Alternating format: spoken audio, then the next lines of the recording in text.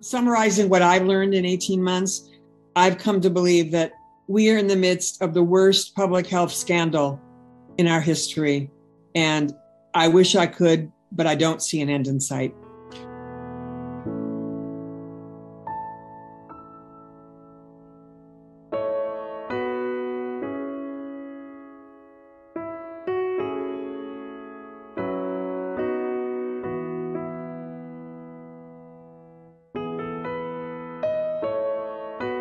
My son, Everest, is 17 years old.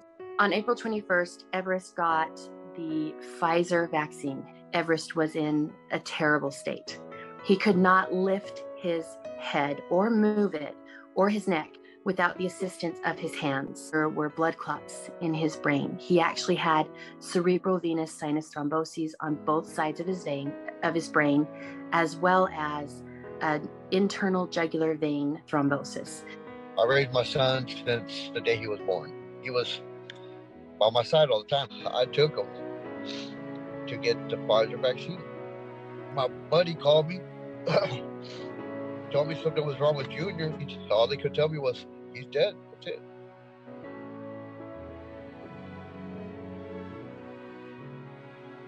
Second Pfizer shot. Within 2 days, she started having seizures again. She's gone from having tics, looked like she has Tourette's, Bell's palsy, like her face would literally, I have a picture where her face is like down an inch on one side. She's been wheelchair bound, and then all of a sudden she was paralyzed. Within a matter of days, I was experiencing tremors in all 4 of my limbs, and over the past 9 months, I've experienced a range of neurological symptoms besides the tremors, such as flaccidity, where things just go limp and I can't control them at all, can't support my head or my arms or my legs or my torso. Juliana was an active 18-year-old full-time college student. Then we watched as her life was flipped upside down. 2 weeks after receiving her second dose of the Pfizer vaccine, she woke up paralyzed from the waist down. The night before, she had been experiencing uncontrollable tremors for over 30 minutes. We had no idea these types of side effects were even possible.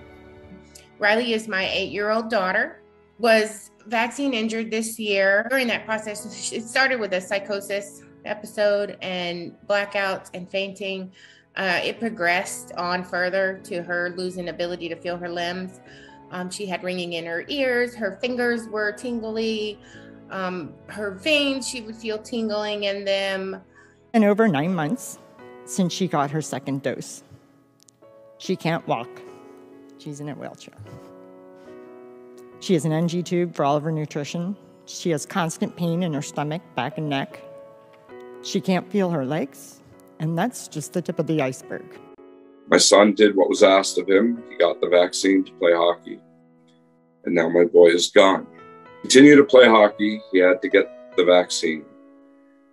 He got a Pfizer vaccine on August 25th.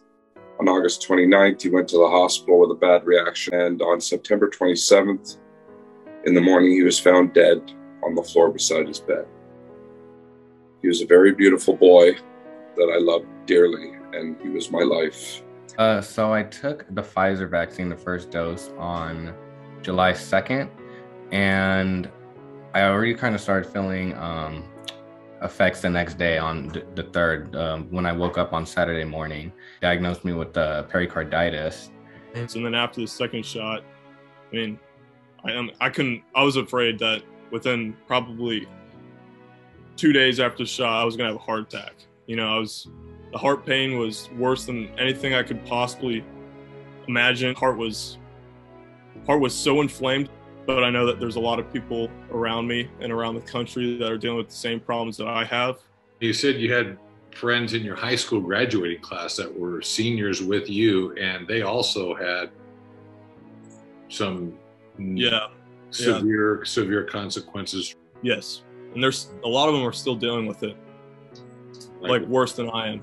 Way worse than I am right now. This is my son Milo. He got the COVID vaccine on December 10th. Doctors kind of pressured me into it. First dose, the Pfizer, and then by Sunday morning, he was intubated and on life support. In the hospital, he ended up having myocarditis. He had full body swelling from his head to his toe. He was dealing with blood clots. Like I said, 6 weeks on life support. He now has a trach and has a vent. These kids, with all these side effects, why isn't something being done?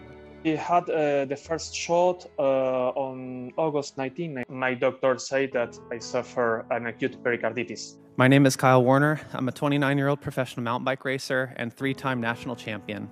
In June, I joined the rapidly growing number of young men who develop pericarditis post-mRNA vaccine. That condition, along with POTS and reactive arthritis, have completely brought an end to life as I knew it. I have been bedridden, unable to work, and unable to exercise for months. I fear that my career has officially been ended. I was vaccine injured last year. I've had GI issues where I've had to have a feeding tube at one point. I've had urinary issues where I had a catheter implanted in my stomach. I've had blood clots, infections, neurological issues that have caused weakness, difficulty walking. My last appointment, follow-up with my neurologist, and he actually put into my medical record that my CIDP was caused by the COVID vaccine. Hey, I am an unemployed paraplegic who's learning an entire new lifestyle. Only thing I did between full health and my current condition is take a shot. I was losing my motor skills quite rapidly. In severe pain, neurological pain is extremely different. It's like this electric buzzing that shoots down my spine to my feet and my hands. I had this tingling sensation that literally went from my toes up to the top of my head. I have become unable to walk without a walker and never know if or when the tremors will come or go. I can no longer cook, clean, or even pick up and hold my baby for too long before my body begins to shake uncontrollably or is thrown into excruciating amounts of pain. Right leg has extreme burning pain, and I also get muscle spasms and twitches, and I have internal vibrations. I mean, months of agony. I would have nerve pain all through here in my clavicle, like something was, like an ice pick was just stabbing you like every 3 seconds. I'm an orthopedic surgeon from Mequon, Wisconsin. I average over 5,000 patient visits per year. On December 30th of 2020, I received the first Moderna COVID vaccine. I also began having powerful electrical shock sensations down my entire spine, radiating to my feet. I soon saw a neurologist who diagnosed me with transverse myelitis. In my career of 19 years, that I took almost 14 years to train for, is likely over. Tachycardia, wild fluctuating blood pressures, severe right-sided headaches and brain fog. By August, I literally exploded in generalized body neuropathies. Imagine waking up in the middle of the night, stinging in my hands and feet, burning in the soles of my feet, prickling all over like I fell in a bush of nettles. Week of health and fitness, having just completed a half Ironman. All of that changed after my second dose of the Pfizer vaccine. Heart inflammation, mast cell issues, radically varying blood pressures, tachycardia, gray skin tone, purple hands and feet, neuropathy. She stood up and one of the first things she said was, "This is destroying our troops. This is destroying our military. This is destroying our families. This is destroying us." These past 5 months, my severe neurological reactions continue to plague me. It's not fair. We're just people who are hurt, you know? We're just hurt. And we just want help. We're not asking for anything else. We just want help and to be heard and make things aware for others so this doesn't happen to anyone else. I don't want this happening to anyone else. I want our neurological injuries to be recognized and acknowledged by the CDC and the FDA. I've had conversations with the head of the FDA several times, and they're not interested in hearing what has happened to us. If you're injured, even in clinical trials, or you're injured after a vaccine, the lack of resources is astounding. It was a shocking, eye-opening thing for me.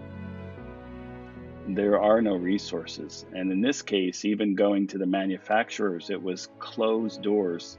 I couldn't get help from Pfizer, nothing. You can't find help. Kind of makes you feel hopeless. One word describes how I felt: abandoned. I just think that the way it's run right now is a complete shame, and even young kids like me can see it, which is just absolutely shocking. So, as an MD, it took me a long time to accept the reality of the depth and the breadth of the censorship. To say, hey, this is happened to me. This has happened to me. There's got to be a point where the doctors or the government turn around and say, okay, we have to address this problem. That people stepped up to do their duty to support public health and then have been continued to be abandoned at every level is absolutely unconscionable. Want to push us away like we're nothing, like this isn't happening. It's time to wake up. It's time to realize this is happening. Have literally asked and we have begged repeatedly for them to acknowledge these reactions. They decline. I would like to finish with a letter from a friend. Bree, please tell our stories.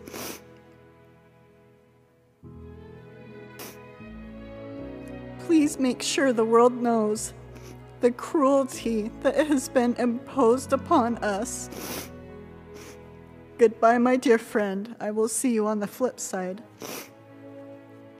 Rochelle Walensky, Janet Woodcock, Peter Marks, Anthony Fauci. You erased her, and the many others like her. Their blood is on your hands.